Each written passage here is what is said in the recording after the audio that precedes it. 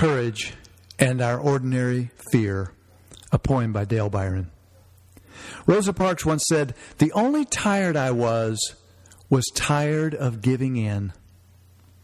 Let's just say, for example, through some time machine quirk, you happened all of a sudden to become Rosa Parks. And just now, boarding the bus, you found yourself eyeing that empty seat up front near the driver, who was looking pretty bored but still noticed you had stopped, displaying that familiar mix of aggravation and concern on his face.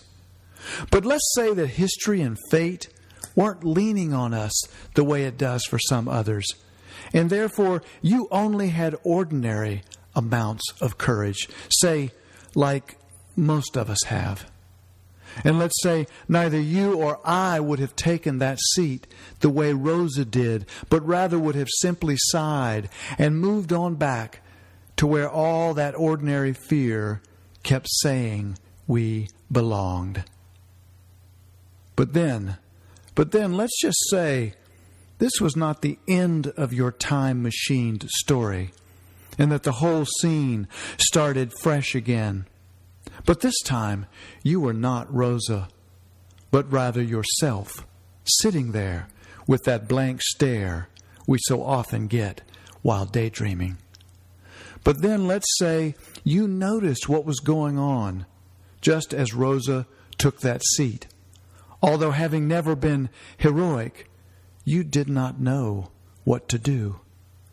Let's suppose you were really scared, but then stood up as the bus driver was yelling at Rosa for her to move to the back of the bus.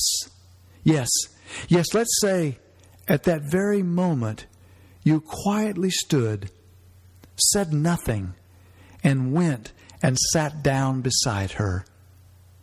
And then, trembling inside, you just looked straight ahead, saying to yourself, "I will not fight. I will not run away."